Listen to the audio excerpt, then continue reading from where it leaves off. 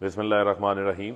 पाकिस्तान तहरीक इंसाफ के चेयरमैन की हदायत के ऊपर कल पाकिस्तान तहरीक इंसाफ मुल्क में बढ़ती हुई महंगाई और लोड शेडिंग के ख़िलाफ़ बरोज़ जुमा की नमाज के बाद मुल्क गिर जो है वो एहतजाज करने जा रही है।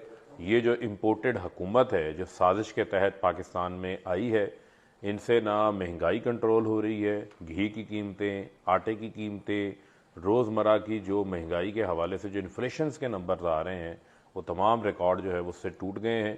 और लोड शेडिंग 8-8 घंटे, 10-10 घंटे, 12-12 घंटे की मुल्क की लोड शेडिंग है, जो कि इनकी नाअहली का सबूत है कि ये पावर प्लांट्स को जो है वो चला नहीं पा रहे, जिसका खमियाजा जो है वो पाकिस्तान की आवाम को भुगतना पड़ रहा है।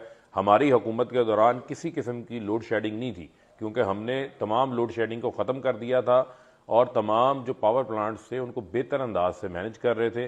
तो कल बरोज़ जुम्मे की नमाज के बाद मुल्क गिर जो है वो पाकिस्तान तहरीक इंसाफ महंगाई और लोड शेडिंग के ख़िलाफ़ अपना एहतजाज करेगी।